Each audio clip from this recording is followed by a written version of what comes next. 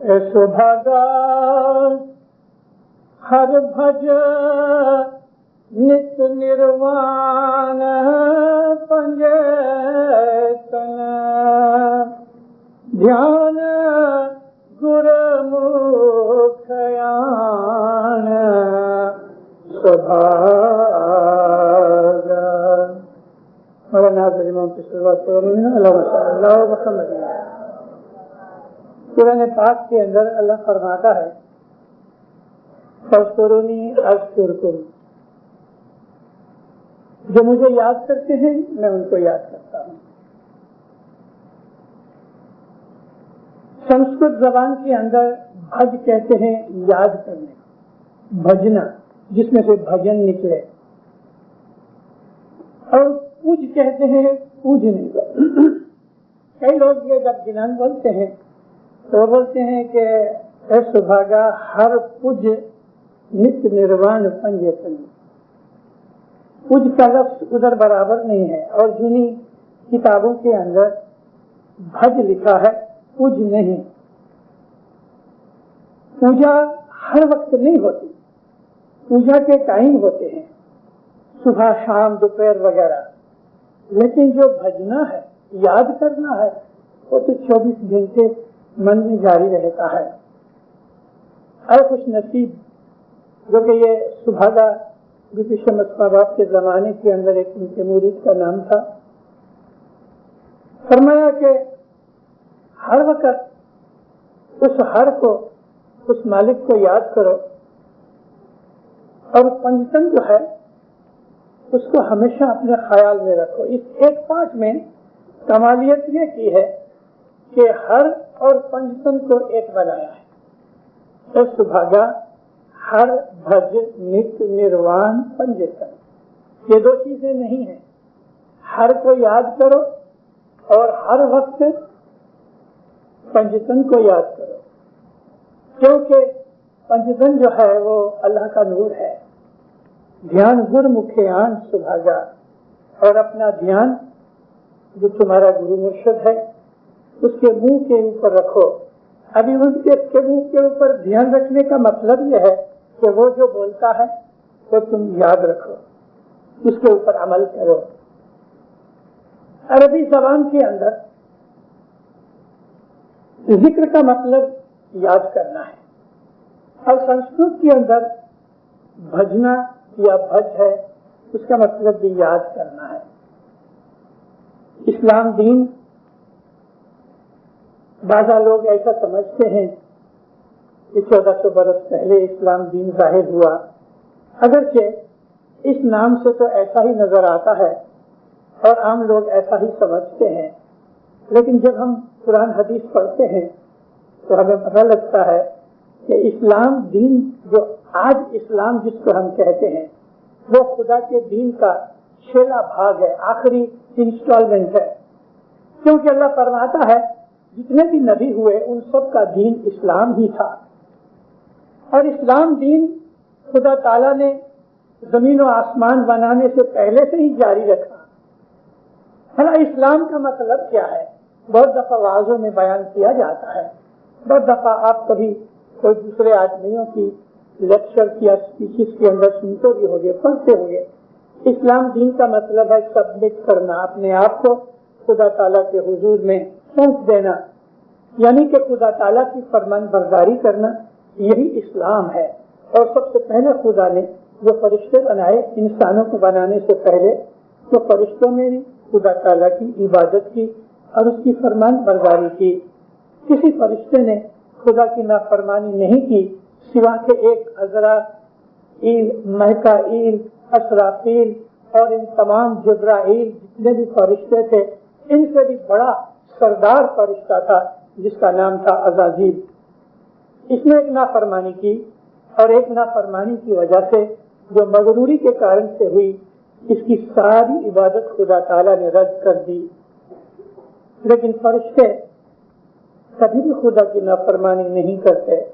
अज़ाज़ील ने नाफरमानी की, उसकी एक और वजह भी थी कि अज़ाज़ील असल में फरिश्ता नहीं था, उसकी पैदाइश नूर में से नहीं हुई, खुदा ने उसको आग में से बनाया था और वो एक जिन का बेटा था, جب جبریل علیہ السلام کو خدا نے حکم کیا کہ جاؤ جن لوگ جو ہیں وہ بہت طوفان مچا رہے ہیں، زمین پیدا ہو چکی تھی مگر انسان ابھی تک پیدا نہیں ہوئے تھے، تو جنات تھے، جنات نے زمین کے اوپر بڑا فسور اور دنگا فساد مچایا، تو اللہ تعالیٰ نے جبریل کو حکم کیا جا کہ جنات کو برباد کرو، قتل کرو۔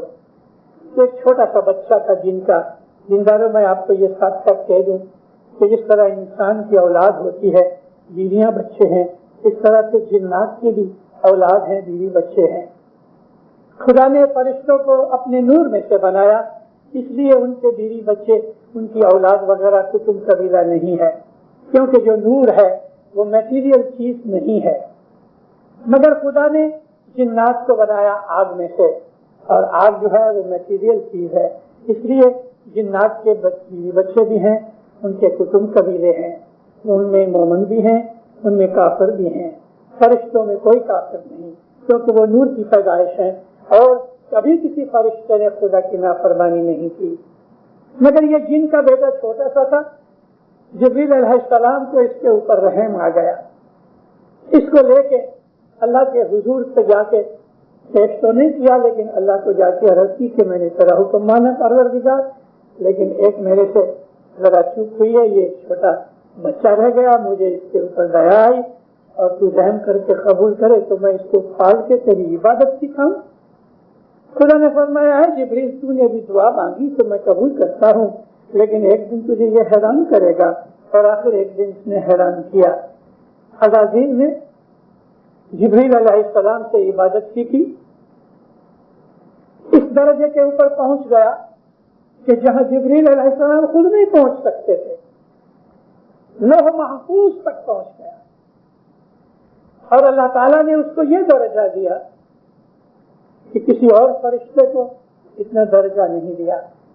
اس کو معلم الملکوت کا خطاب دیا، فرشتوں کا استاد بنا دیا اس کو، اور اس درجے پہ پہنچ کے اس کو مغروری آئی۔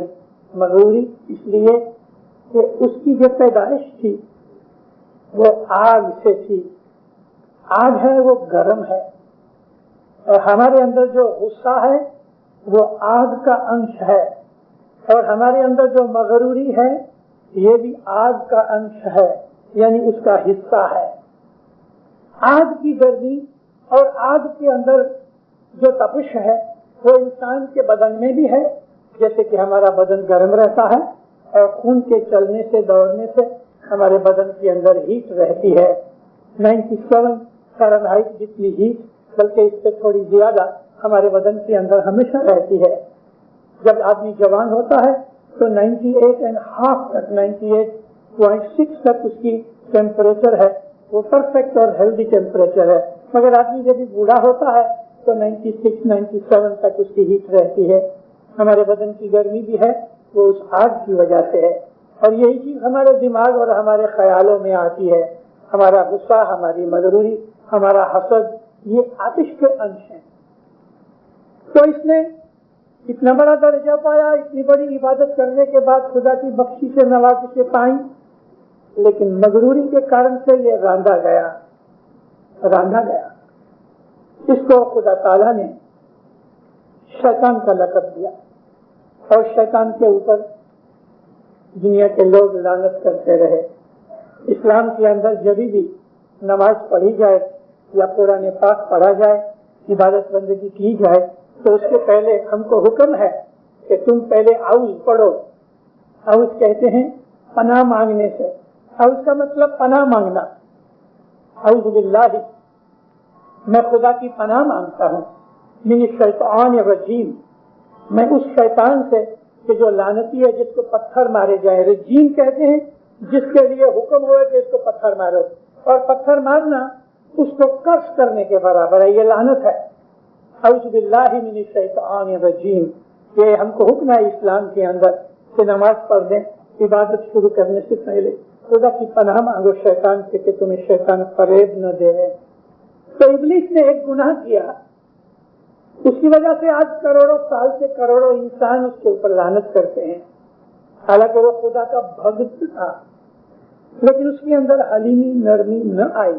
تو میں عرض کر رہا تھا کہ اسلام کا مطلب ہے اپنے آپ کو خدا کے حضور میں سونپ دینا، سبمٹ کر دینا اور اس کی فرمان برداری کرنا۔ خدا تعالیٰ نے انسان کو مٹی سے بنایا، جس طرح جنات کو آگ سے بنایا، فرشتوں کو نور میں سے بنایا، تو ہمارے اندر مٹی کی خصوصیت ہونی چاہیے۔ مٹی کے اندر جو گن ہیں وہ ہمارے اندر آنے سے ہم خدا تعالیٰ کی مرضی کے مطابق زندگی گزاریں۔ دیکھو دیندارو، مٹی جو ہے وہ سب سے نیچی ہے۔ ہم مٹی کو اپنے پاؤں سے روندتے ہیں، مٹی ہمارے پاؤں کے نیچے رہتی ہے۔ اس کا مطلب یہ ہے کہ مٹی جو ہے نا وہ ہمبل ہے، نمر ہے، اس میں حلیمی ہے، نمرتائی ہے۔ مٹی میں تھوڑا پانی ڈالو نرم ہو جاتی ہے۔ مٹی کے گن بہت ہے، مٹی ہر قسم کی گندگی وغیرہ کھا جاتی ہے اور ہم کو بچاتی رہتی ہے۔ دنیا بھر کی گندگی اسی مٹی میں سما جاتی ہے، یہاں تک کہ مردے بھی کہ جو بعد میں ڈیکمپوز ہو کے بانس مارتے ہیں، مٹی اس کو بھی اپنے پیٹ میں لے لیتا ہے۔ مٹی جو ہے، یہ جو ارتھ ہے، یہ جو پرتھوی ہے، یہ ہماری ماں ہے۔ ہم اس میں سے پیدا ہوئے جیسے اپنی ماں کے پیٹ میں سے پیدا ہوئے۔ جو کچھ بھی اس پرتھوی کے اوپر ہمیں دکھتا ہے وہ سب اسی مٹی میں سے نکلا ہے، ایک شکل سے یا دوسری شکل سے۔ ہر چیز، سونا چاندی، ہیرے جواہرات، کھانا پینا، کپڑا، فرنیچر، جو کچھ بھی اس دنیا میں ہمیں دکھتا ہے وہ سب مٹی ہی میں سے نکلا ہے۔ مٹی ہماری ماں ہے، جنم داتا کی طرح ہے، اور کتنی نمر ہے، سب دکھ اٹھاتی ہے۔ ہم اس کو کھیلتے ہیں سپیڈ اور جھینڈے لے کے یا ہل چلا کے اس کے ٹریکٹر کے ساتھ اس کو کھود ڈالتے ہیں، اس کو ہم دکھ دیتے ہیں، اور پھر یہی مٹی ہم کو اناج دیتی ہے۔ اس مٹی میں سے جھاڑ نکلتے ہیں، ان جھاڑوں کو پھل لگتے ہیں تو ہم پتھر مار کے توڑتے ہیں، ہم کو پھل ملتے ہیں۔ ہمیں بہت کچھ سیکھنا ہے اس دنیا کے اندر۔ یہ جو حلیمی اور نرمی ہے، یہ خدا تعالیٰ کی عبادت کا ایک بھاگ ہے۔ نمر بننا، ہمارے مولانا شاہ کریم صلی اللہ علیہ حضرت امام کے فرمان مبارک کے اندر کتنے ہی ایسے فرمان ہیں کہ جس میں خدا تعالیٰ کے اس نور نے ہمیں یہ فرمان کیا کہ تم نمر بنو، ہمبل بنو، تمہارے اندر ہیوملٹی ہونی چاہیے، تمہارے اندر بڑائی اور آپ خودی نہیں ہونی چاہیے۔ یہ ہماری اس مٹی کی جو تاثیر ہے مومن کے اندر ہوتی ہے اور ہونی چاہیے۔ آپ کو یاد ہے جو بڑی عمر کے لوگ ہیں جن کی عمر 50 برس ہو گئی، میں ان کو یاد کراتا ہوں، اس سے نیچے عمر والوں کو شاید یاد نہیں ہو گئے کہ دینداروں، ہم جب نیاز نکالتے تھے پرانے زمانے میں تو سینکڑوں برسوں تک ہم نیاز میں مٹی گھولا کرتے تھے، اس کو گولی کہتے ہیں اپنے گنانوں میں۔ کربلا سے یا امام جہاں حکم کرے اس جگہ سے ہم لوگ مٹی اٹھایا کرتے تھے۔ مولانا علی شاہ ماں باپ، مولانا حسن علی شاہ ماں باپ، یہ دونوں جب اس سندھ میں پہلی دفعہ آئے آج سے لگ بھگ 150 برس پہلے، تو ساکرا نام کا ایک گاؤں ہے جو لگ بھگ مجھے بھول نہ کروں تو 125 مائل کے نزدیک ہے یا 150 مائل ہے کراچی سے ساکرو۔ اس گاؤں کے باہری نزدیک ہی ایک جگہ ہے جس کو دیوار سے باندھ دیا ہوا ہے، بہت بڑا پلاٹ نہیں ہے، اس جماعت خانے سے بھی چھوٹا ہے، شاید اس کا آدھا بھاگ ہو گئے، تو اس کو دیوار باندھ کے دروازہ رکھ دیا گیا ہے۔ مولانا حسن علی شاہ ماں باپ جب ادھر پدھارے تو علی شاہ ماں باپ پیر کے جامع میں فرمان کیا کہ ابھی سے تم کربلا سے مٹی مت منگاؤ گولیاں بنانے کے لیے، مگر یہاں سے مٹی لیا کرو۔ مولانا حسن علی شاہ لکڑی لے کے سارا یہ پلاٹ گھومے اور بعد میں جماعت نے اس کو باندھ دیا۔ اس جگہ کی مٹی جو ہے اس کی خصلت یہ ہے کہ وہ بہت سافٹ ہے، اس کے اندر دانا نہیں ہے، یعنی ریتی کا دانا جو ہے وہ نہیں ہے، کرسٹلز نہیں ہے، وہ ایک دم مکس ہو جاتی ہے۔ تو یہاں سے گولیاں بنا کے ساری دنیا کے اندر بھیجی جاتی تھی، اور جب جھونی گھٹ پاٹ کی ہم دعا پڑا کرتے تھے تو اس کے اندر یہ گولی گھولا کرتے تھے، اور گولی گھولنے کی گرتی صدر الدین نے ایک دعا بھی بنائی تھی۔ پرانی چوپڑی آپ گھٹ پاٹ کی لے کے پڑھو تو یہ ساری دعائیں اس کے اندر موجود ہیں۔ یہ جو مٹی تھی ہم نیاز بناتے تھے اس مٹی سے، بھلے مولا کے حکم سے، مولا فرمان کرتا تھا یہاں سے مٹی اٹھاؤ اور اس کی گولی بناؤ، فرمان تھا کہ گولی کیجیے، تو مطلب کیا تھا کہ یہ مٹی کا نیاز فرمان تھا کی، مگر یہ مٹی کا نیاز کی کہ ہمارے اندر بھی مٹی جیسے گن پیدا ہوئے، حلیمی آوے، نمرتائی آوے، ہیوملٹی آوے، ہم اکثر نہ ہوئے، اریٹیٹڈ نہ ہوئے، مغرور نہ ہوئے، ہمارے دل میں حسد نہ ہوئے. یہ مٹی کی کوالٹیز ہیں. تو یہ نیاز جو تھا فرمان کے کارن سے ہوتا تھا. جنہیں پرانے زمانوں کے اندر جو بڑے بڑے مہنت سادھو رشی منی ہوئے، ان کے جو شاگرد ہوتے تھے، ان کے جو اسٹوڈنٹ اور شیشے ہوتے تھے، وہ بھی اپنے گرو کی رج اٹھاتے تھے. چرن رج. چرن رج کا مطلب پاؤں کی خاک. یہ پاؤں کی خاک ایسا نہیں سمجھنا کہ صرف ہندوستان یا ہندوؤں کی ایک مانیتا ہے. رسول اکرم صلی اللہ علیہ وآلہ وسلم کے زمانے کے اندر ہم کو کتابوں میں سے، حدیث اور سیرت میں سے یہ چیز ملتی ہے کہ رسول اکرم جایا کرتے تھے تو لوگ ان کے جانے کے بعد جہاں پاؤں رکھا ہوئے وہاں سے مٹی لے کے چاٹا کرتے تھے، اپنے بچوں کو چٹاتے تھے. بعض آدمی بیمار ہوتے تھے تو وہاں سے مٹی اٹھا کے اپنے بدن پہ ملتے تھے. اس کو جو رشی منی آگ کی پوجا وغیرہ کرتے تھے یا آگ جلا کے رکھتے تھے، کیونکہ وہ لوگ کپڑے نہیں پہنتے تھے، ننگے رہتے تھے، تو آگ جلایا کرتے تھے ٹھنڈی کے موسم کے اندر. اس آگ کے سامنے بیٹھ کے وہ عبادت کرتے تھے. اور پھر جو ان کے مرید ہوتے تھے یا ان کے شیشے اسٹوڈنٹس ہوتے تھے، چیلے ہوتے تھے، وہ اس میں سے گرو کو عرض کر کے ایک چٹکی لیتے تھے. یہ چٹکی وہ بھبوت کی ہوتی تھی، اس راکھ کی خاک کی ہوتی تھی، اور یہی خاک اپنے بدن پہ ملتے تھے، جس کو کہتے ہیں بھبوت گھسنا. تو یہ جو ہے نا دنیا کی چیزیں، ان کے اندر خاک اور مٹی ہر مذہب کے اندر کسی نہ کسی سوروپ کے اندر انسان کے جیون میں آئی ہے.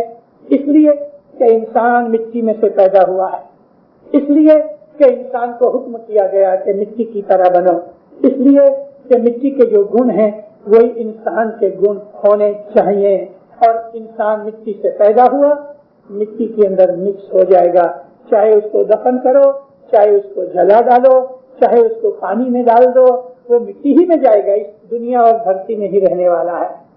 تو اس طرح سے خدا تعالیٰ نے یہ جو مذہب بنایا جس کو ہم اسلام دین کہتے ہیں، اس کے اندر یہی چیز ہے، اپنے آپ کو کچھ نہ سمجھنا، اپنے آپ کو ہمبل سمجھنا، اپنے آپ کو نیچا سمجھنا، خاک سمجھنا، اور حلیمی اور نرمی کے ساتھ رہنا. ہمارے اماموں، ہمارے پیروں، ہمارے نبیوں کے قصے کہانیاں ہمارے سامنے بے حساب ہیں کہ انہوں نے دنیا کے اندر وہ تمام باتیں اپنے جیون میں ڈال کے ہمیں بتائیں کہ جو کہنا چاہتے تھے. کسی نبی نے صبر کیا ایوب نبی کی طرح اور سب طرح کے دکھ اٹھائے. کسی نبی نے سولی پہ چڑھ کے قربانی کی، کسی نبی نے مچھی کے پیٹ میں رہ کے دعائیں مانگی، کسی نبی کو کروٹ سے چیر دیا گیا. تو اس طرح سے بہت سے نبیوں نے بڑے بڑے جو دکھ اٹھائے وہ ہمارے لیے لیسن کے طور پہ تھے. نبیوں نے کوئی گناہ نہیں کیا اور نبی گناہوں سے پاک ہوتے ہیں، مگر دنیا کے جو دکھ انہوں نے اٹھائے تو وہ خود ہمارے لیے لیسن کے روپ میں اٹھائے. خدا تعالیٰ کی یاد میں جو اسلام دین کا خاص مقصد ہے، اسلام دین کا خاص مقصد ہے خدا کو یاد کرنا، اس کو ہر وقت یاد کرنا. اور اس یاد کرنے کے طریقے سٹارٹنگ میں یہ ہوتے ہیں کہ جو اسلام میں داخل ہوئے یا ہم بچے کو اپنے مذہب میں اس دین اسماعیلی کے اندر جو اسلام ہی کا سچا سوروپ ہے ہم سکھاتے ہیں. پہلے تو مولا کی شناخت، کوئی فوٹو کوئی پکچر دکھا کے، کیونکہ چھوٹا بچہ نے دیدار تو کیا نہیں اور اس کو دیدار ملے تو ایک وقت دیکھ کے وہ امام کو یاد بھی نہیں رکھ سکتا. تو ہمارے گھروں کے اندر امام کی فوٹو ہوتی ہے تو ہم اس فوٹو کو بچے کو دکھاتے ہیں. 6-8-10 مہینے کا بچہ ہو جاتا ہے، ہم فوٹو کے پاس لے کے بولتے ہیں یالی باپو عرفان کے دائیو کر، یالی باپو محمد کے دائیو کر. اس بچے کا نام لے کے ہم کہتے ہیں. ہر روز دیکھ کے بچے کو یہ چیز یاد رہ جاتی ہے. جب بھی اس کو پوچھو مولا باپا کدھر، تو وہ پہلے فوٹو ڈھونڈے گا. یہ ہمارے اسماعیلی جماعت، اسماعیلی طریقے کی ایک بڑی بیوٹی ہے کہ ہم اس معصوم عمر کے اندر دودھ پیتے بیبی کے اندر ہم اپنے مولا کی محبت شناخت وہ سمجھتا تو نہیں ہے، لیکن کم از کم اس کے دماغ میں ریکارڈ کراتے ہیں، اس کو یہ یاد رہتا ہے یہ مولا باپا ہے۔ 2-4 برس کا، 6 برس کا، 5 برس کا جب تھوڑا سمجھو ہو جاتا ہے اور اس کی خوش نصیبی سے حضرت امام گام میں آوے اور وہ مولا کو دیکھے تو اس کے دل کے اندر یہ امپریشن جو پہلے سے فوٹو کے روپ میں پڑا ہوا ہے، یہ نور کا پروتو یعنی نور کا عکس اس آدمی کے، اس بچے کے دماغ کے اوپر پڑتا ہے، اور یہ بیج بوئے جاتے ہیں امام کی ولایت اور محبت۔ ہمارے اس شیعہ فرقہ اسماعیلی کے اندر علی کی محبت جو ہے یہ ہماری زندگی کا خاصہ ہے، ہماری زندگی کا مقصد ہے۔ دین اسلام، میں نے آپ کو عرض کی کہ دین اسلام یہ ہے کہ اپنے آپ کو خدا کے سپرد کر دینا۔ محبت یہی ہے، اسی کا نام ہی محبت ہے۔ محبت کبھی ڈیمانڈ نہیں کرتی، محبت تو دیتی ہے۔ کیا دیتی ہے؟ خود کو اپنے آپ کو دے دیتی ہے۔ پھر محبت کرنے والا اس کی ملکت کچھ نہیں رہتی، سب کچھ اسی کا ہو جاتا ہے کہ جو اس کا معشوق اور بیلوڈ ہے۔ یہ پالنے والی چیز، سمجھنے والی چیز، اسلام کا جو ایسنس ہے وہ مسلمان نہیں سمجھے۔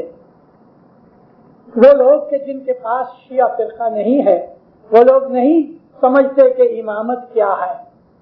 اللہ تعالیٰ آنکھ سے دکھتا نہیں کیونکہ وہ نور ہے، اور ہماری ظاہر کی آنکھوں میں یہ طاقت نہیں کہ ہم اس نور کے جلوے کو برداشت کر سکیں۔ ہم سورج کو نہیں دیکھ سکتے، خدا کو کیسے دیکھ سکیں گے؟ اگر کوئی آدمی آنکھ کھول کے سورج کے سامنے 10 سیکنڈ بھی ایسا کرے اندھا ہو جائے گا۔ ہماری آنکھیں اگر بند بھی ہیں تو بھی ہم سورج کی روشنی کو برداشت نہیں کر سکتے۔ خدا تو نور مطلق ہے، لیکن ہم اس کو جانتے ضرور ہیں کہ وہ موجود ہے۔ اب اس کے ساتھ پیار کیسے کریں؟ البتہ انسان کو بے دیکھے بھی پیار ہو جاتا ہے، لیکن جب وہ پیار دیکھتا ہے تو مکمل اور کمپلیٹ ہوتا ہے۔ سن سن کے بہت سی چیزوں کے اوپر ہماری پسند آ جاتی ہے۔ ہم کسی کا بخان اور تعریف سنتے رہیں تو اس آدمی کو دیکھنے کے لیے دل چاہتا ہے، پھر بھلے وہ کوئی سائنٹسٹ ہوگا، یا مان لو کہ وہ کوئی ایکٹر بھی ہے، یا کوئی اسپیکر ہے، یا کوئی بھی ہے۔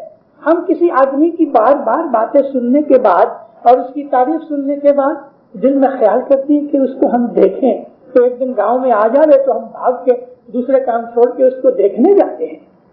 اگر ہم اس کو پہلے سے پیار کرتے ہیں تو دیکھنے کے بعد پیار بڑھ جاتا ہے۔ بار بار اللہ کا نام لینے سے اللہ کی محبت پیدا ہوتی ہے۔ رسول اکرم نے یہی تو بات سکھائی۔ میں نے بہت دفعہ اپنی وعظوں میں ذکر کیا ہے کہ رسول اللہ کی سیرت یعنی ان کی لائف پڑھنے کے بعد میں نے اس میں سے یہ چیز نکالی کہ رسول اللہ نے 2 چیزیں سب سے زیادہ فرمائی، 2 ہی چیزوں کے اوپر وزن دیا، 2 ہی چیزوں کے لیے سب کچھ کام کیا۔ ایک تو یہ کہ اللہ کی وحدانیت یعنی اللہ جو ہے وہ یونیک اور الون ہے، توحید جس کو کہتے ہیں، اللہ ایک ہے، 2 نہیں، 2.5 نہیں، 1.5 نہیں، 1.25 نہیں، 1.25 نہیں، آدھا نہیں، وہ بالکل مکمل کمپلیٹ ہے اور اس جیسا اور کوئی بھی نہیں ہے۔ یہ توحید ہے۔ دوسری چیز یہ بتائی علی کی محبت۔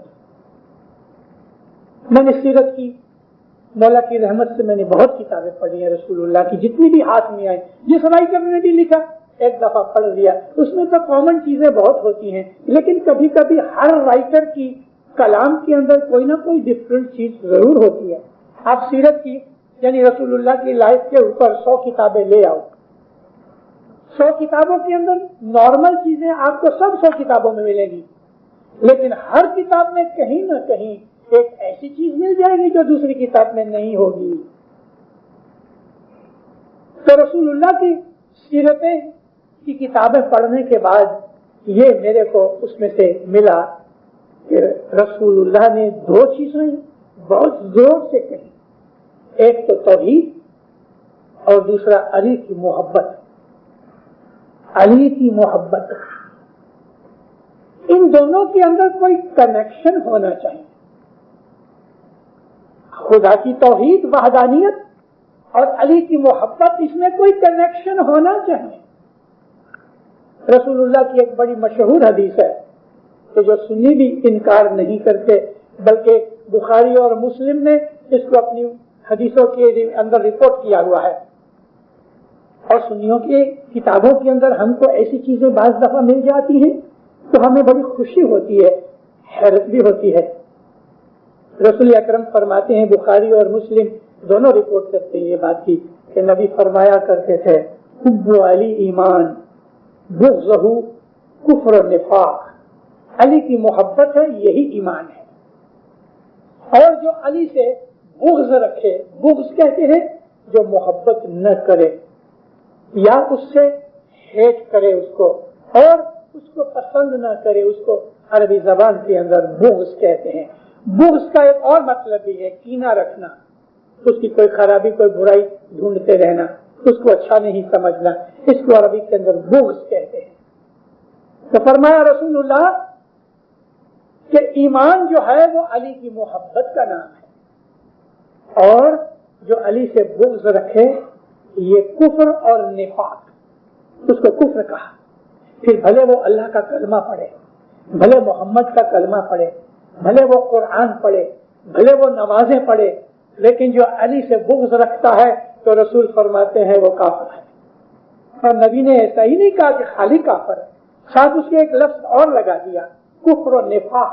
نفاق کہتے ہیں دشمنی ڈالنے کو، دو بھائیوں کے اندر دشمنی ڈال دے اس کو نفاق کہتے ہیں، ڈیوائڈ کر دے اس کو نفاق کہتے ہیں، جھگڑا کر دے اس کو نفاق کہتے ہیں، اور سچائی کو چھپا دینے کو بھی نفاق کہتے ہیں۔ تو رسول اللہ فرمایا علی سے محبت جو ہے یہی ایمان ہے، اور علی سے جو بغض رکھے وہ کفر و نفاق ہے۔ بڑی مشہور حدیث ہے، لیکن کتنی اچھی سچائی ہے اس کے اندر۔ یہی تو چیز تھی جو اصل چیز ہمارے اسماعیلی پنتھ میں آئی، اسلام دین جو رسول اللہ لے کے آئے۔ کم بختی ہماری یہ ہے کہ دنیا بھر کے 1 بلین مسلمانوں نے رسول کا دین سمجھا ہی نہیں، رسول کے دین پہ فالو ہو ہی نہیں رہے۔ صرف نماز پڑھ لینے سے اور رمضان مہینے کے تھوڑے روزے رکھ لینے سے انہوں نے سمجھ لیا کہ ہم تو مسلمان ہو گئے، لیکن اسلام، اللہ فرماتا ہے محمد ان عربوں کو کہو کہ تم نے اسلام قبول کیا ہے مگر تمہارے دلوں میں ابھی تک ایمان داخل نہیں ہوا۔ اصل حقیقت جو رسول اللہ جو سکھانے آئے وہ تھوڑے آدمیوں کے پاس ہی رہی، کیونکہ باقی سب سمجھنے کے لیے تیار نہیں تھے۔ یہ سمجھنے کے لیے آپ کو نبی کریم سے پہلے 100 برس کی ہسٹری پڑھنی چاہیے، تب آپ کے دماغوں میں یہ چیز جائے گی، اور اسماعیلی مذہب کو جاننے کے لیے رسول اللہ کی ہسٹری پڑھنی چاہیے۔ ہمیں اس کے بغیر اپنے مذہب کو سمجھنے میں آسانی نہیں ہوگی۔ اسی لیے تو صدر جی نے فرمایا کہ حاضر امام کی شناخت بھی تمہیں تب ملے گی کہ جب تم نبی محمد کو جانو گے۔ جی نبی محمد بوجھو بھائی، سر پہ ہاتھ لگا کے میں سلام کرتا ہوں، اور ہونٹوں کو ہاتھ لگا کے میں نبی کے پاؤں کو کس کرتا ہوں۔ یہ رسول اللہ کے زمانے سے حالت چلی آئی۔ ہم اسماعیلیوں کو ہمارے باپ داداؤں نے، پیروں نے یہ سکھایا۔ آج کل کے بچے اس چیز کو سمجھتے ہی نہیں۔ جب ہم پیر کا یا امام کا نام لیتے ہیں تو ہم اس کو سلام کرتے ہیں۔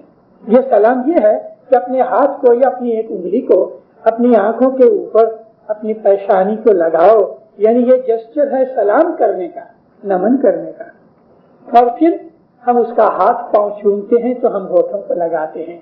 یہ ہمارا طریقہ ہے کہ پہلے اس کو سلام کرو پھر اس کے پاؤں چومو۔ ہے جی نبی محمد بوجھو بھائی، تو تمہیں پامو امام، مشرک من تو کافر کہیے، مومن دل قرآن الہی بھید تنتو نام لیجے۔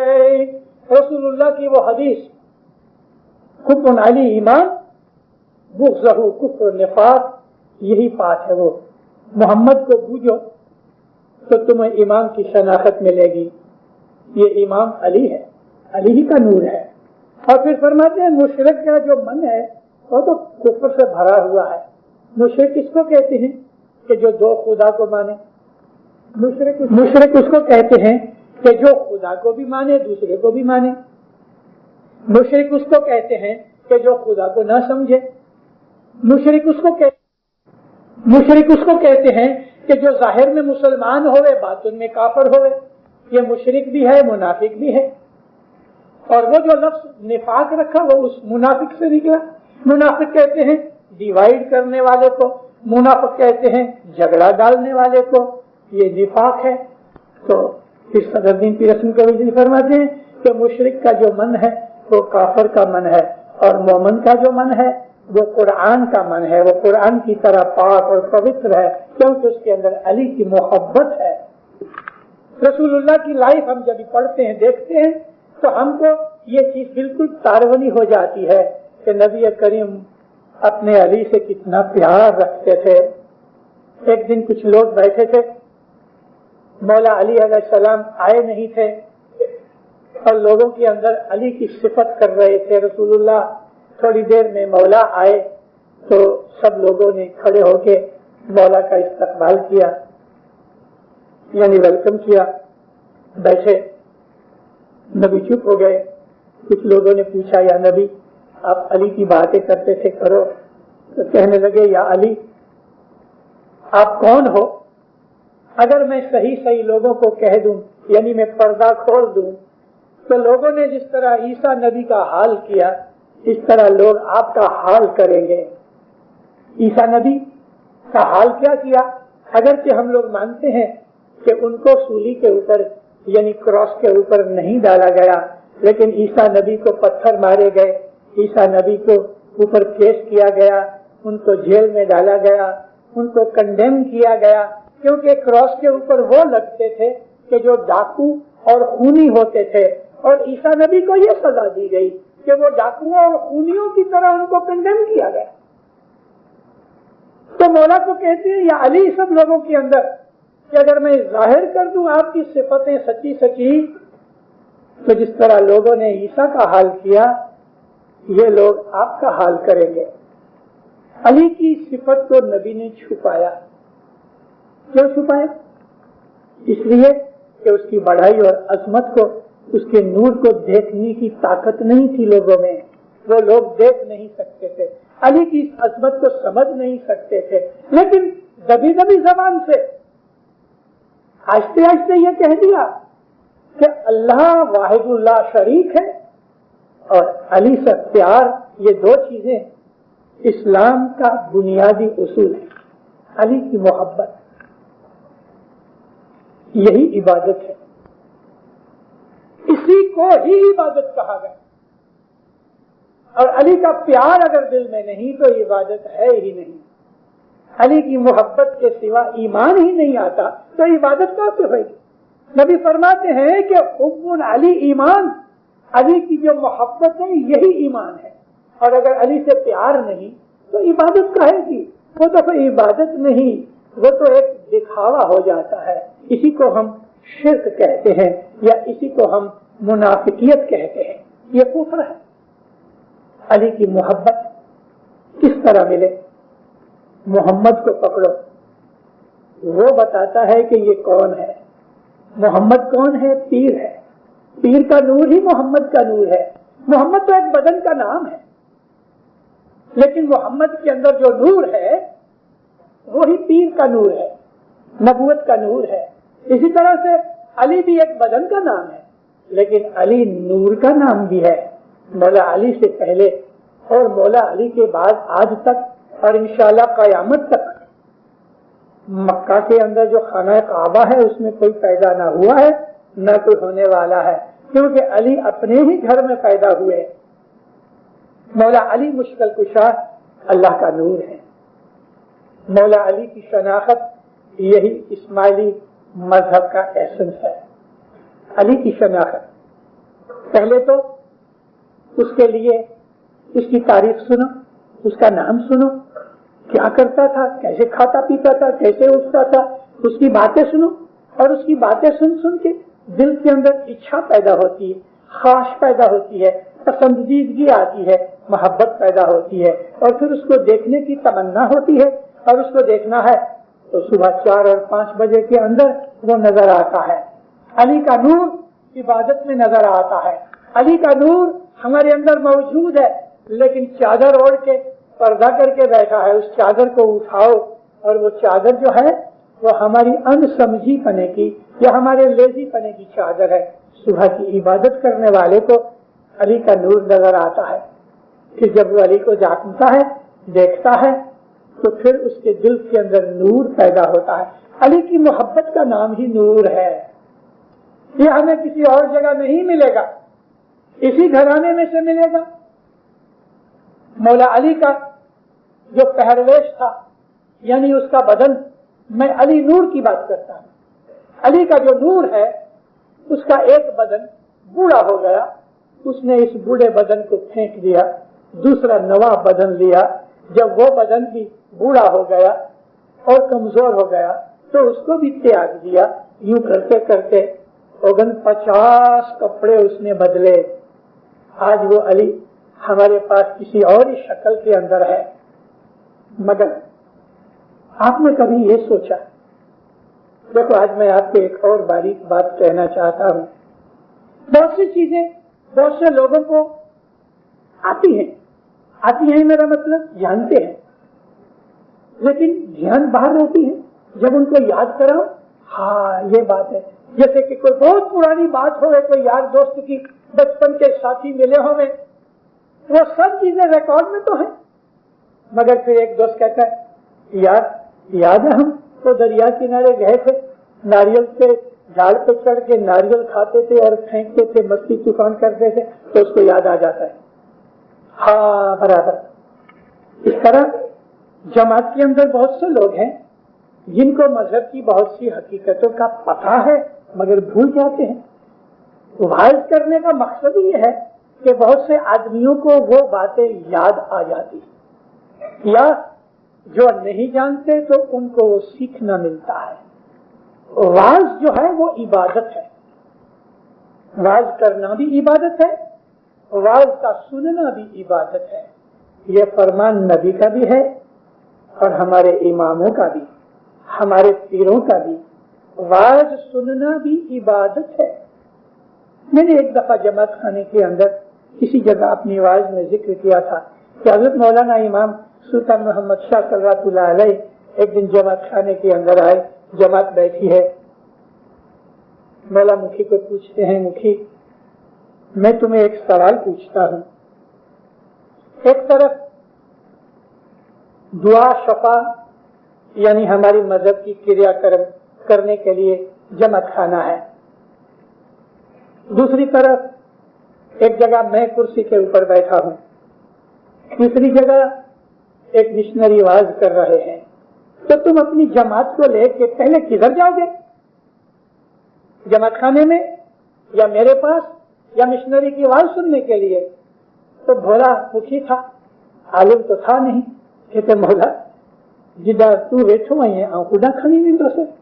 مولا فرمایا نہیں مکھی ایسا نہیں کرو، پہلے اس کو جہاں مشنری آواز کرتا ہے وہاں لے کے جاؤ تاکہ وہ علم سیکھے اور اس کو سمجھ آوے کہ وہ عبادت بندگی میں کیا عمل کرے گا، پھر عمل کرنے کے لیے جماعت خانے لے کے جاؤ، اور جب وہ عبادت کرے گا تب وہ اس لائق بنے گا کہ میرا دیدار کرے، پھر اس کو میرے پاس لاؤ۔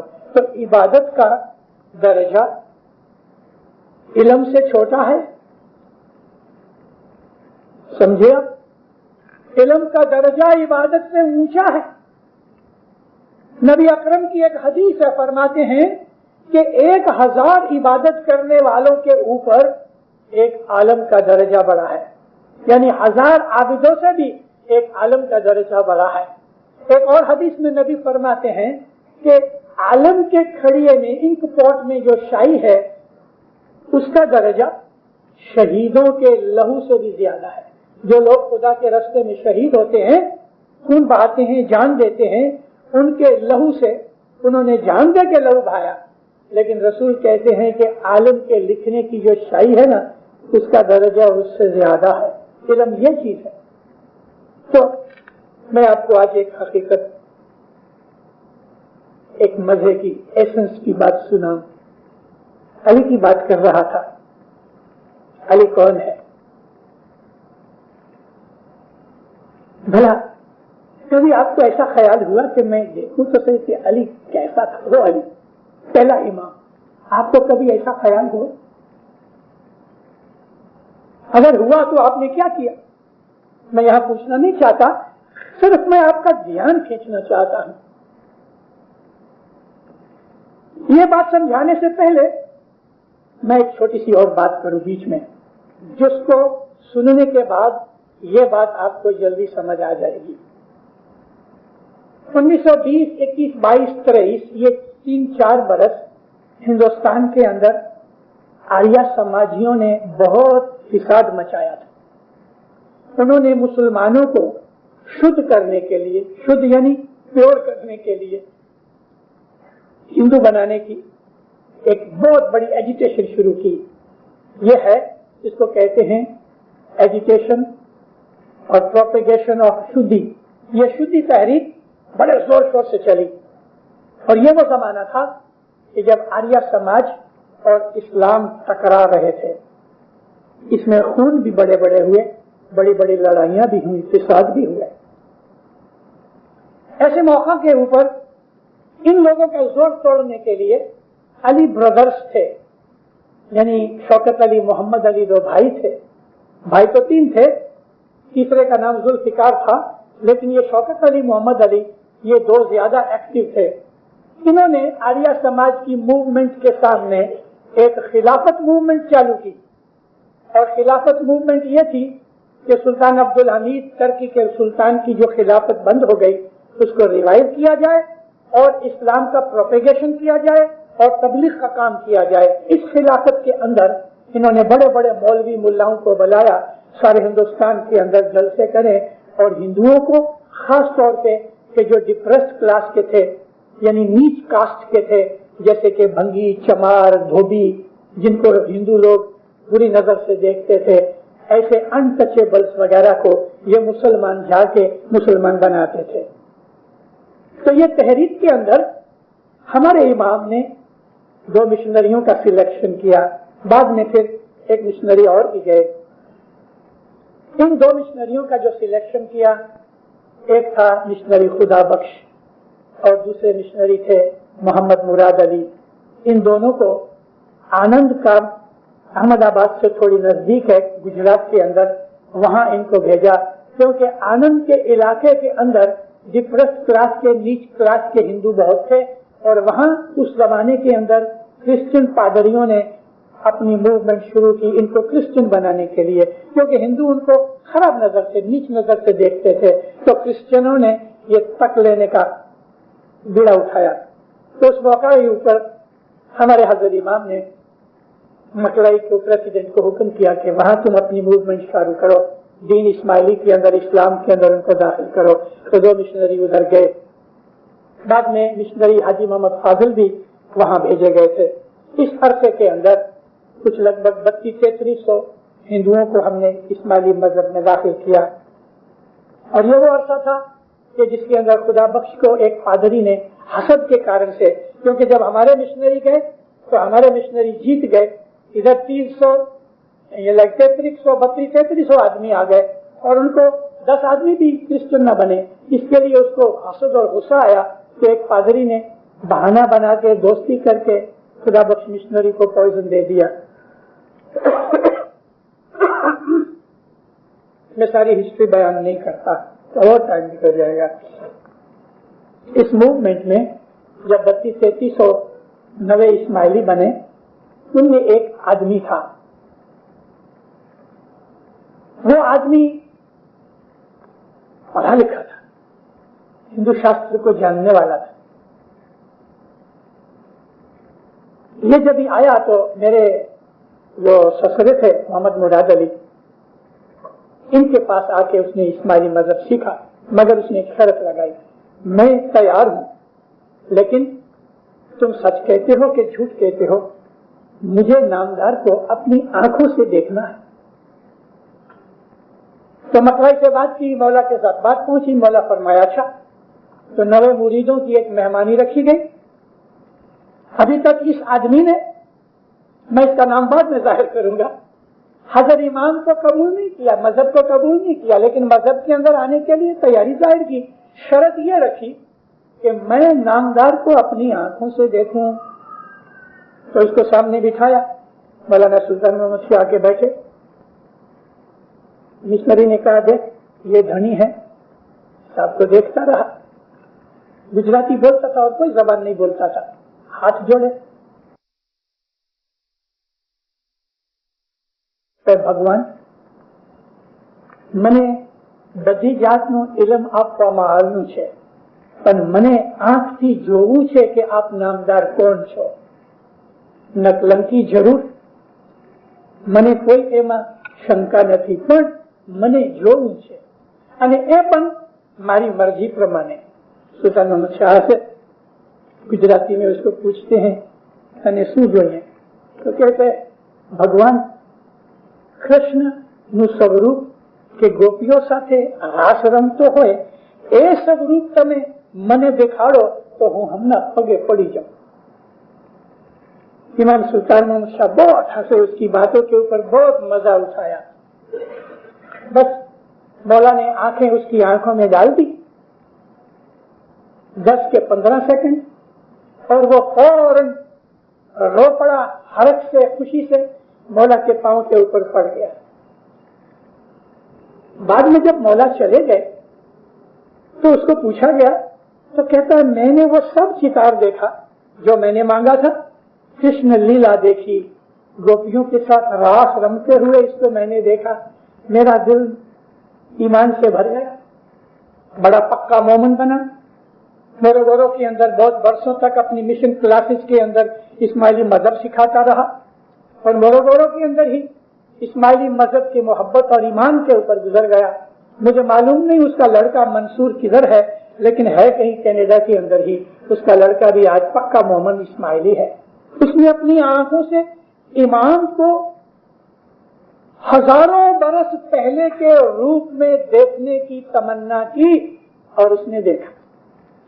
भला आपको हजरत इमाम बैठा है, आपको कभी ऐसा हुआ कि या मौला तू मेरे को वो 1400 बरस पहले पहली इमामत में अली का रूप तू मुझे दिखा? आपको ऐसा कभी हुआ? और कभी आपको हुआ तो आपने देखा? तो जरूर देखा होगा। अगर आपके दिल में ये इच्छा और मोहब्बत आई तो मैं आपको सच कहता हूं कि जरूर देखा होगा। अरे देखने वालों ने इसके 48 जोमे देखे, अली से लेके ही हर जोमे की इसने शक्लें और उसके रूप उनको बताए हैं। ऐसे लोग की 48 जो 49 में तो सामने है, लेकिन 48 जोमे इसको देखो, इसकी दाढ़ी भी होगी, मूछें भी होंगी, वो रूप भी होगा, वो कपड़े भी होंगे। हर जमाने के अंदर इमाम ने जो स्वरूप लिया वो स्वरूप आप देखो, जाहिर में देखो, मगर वो दिल में ईमान और ताकत होनी चाहिए। मतलब हम क्यों हर रोज सुबह शाम और उसके बाद की 3 से नमाज अपनी दुआ के अंदर हम सब इमामों का नाम लेते हैं? क्यों लेते हैं? लिंक तो ठीक है, लिंक तो ठीक है, लेकिन एक चीज तो ये कि हर जमाने के इमाम का नाम लेने से अगर आप ये चीज समझते हो, नहीं तो आज समझो, हर जमाने के अंदर जब आप नमाज पढ़ते हो, अपनी दुआ पढ़ते हो, तो हर जमाने में इमाम की जो नूरानी जोत और उस जमाने के अंदर उसकी बख्शीशें थी वो आज नहीं है, बदल गई हैं। लेकिन नाम लेने से, ये इल्म रखने से, ये समझने से, जब आप अली, हक मौलाना शाह अली, हक मौलाना शाह हुसैन, मौलाना ज़ैनुल आबदीन, आप अगर चाहो तो हर जमाने के इमाम का नाम लेते लेते लेते جیسے کہ آپ اس زمانے میں حاضر تھے اور اس زمانے کے امام کی آپ نے بیعت کر کے اس کی فرمان برداری کی، اتنا ثواب آپ کو دعا میں ملتا ہے۔ اگر آپ نہیں سمجھے میں آپ کو دوبارہ کہوں، دعا پڑھتے وقت آپ نے اگر برابر اس یقین اور ایمان کے ساتھ محبت سے دعا پڑھی تو امام کی پٹھیوں میں جتنے بھی اماموں کے نام ہیں، آپ یوں سمجھ لو کہ اس زمانے کے امام کے زمانے میں آپ ادھر مومن کے طور پہ حاضر تھے اور آپ نے اس وارے کی فرمان برداری کی، علی کے زمانے میں علی کی فرمان برداری کی، حسین کے زمانے میں حسین کی فرمان برداری کی۔ یہ لازم نہیں ہے کہ آپ ہر زمانے کے اندر حاضر تھے، میں تو یہ کہتا ہوں کہ ثواب ملتا ہے آپ کو، یعنی آپ اس زمانے کے امام کی فرمان برداری کر رہے ہو، عبادت کر رہے ہو، تو آپ کو 49 اماموں کا نام لینے سے ہر زمانے کے امام کے زمانے میں آپ نے اس کی بندگی کی، فرمان برداری کی، تو اس کا ثواب آپ کو ملا۔ 48 جومے اور 49واں جومہ آپ نے کتنا ثواب اکٹھا کیا معلوم ہے؟ کتنا ثواب اکٹھا کیا؟ اور یہ ثواب اگر آپ سمجھ لو تو ایک ایسا دن بھی آئے گا کہ انہی اماموں کا نام لیتے لیتے ممکن ہے کسی امام کا آپ کو دیدار بھی ہو جائے۔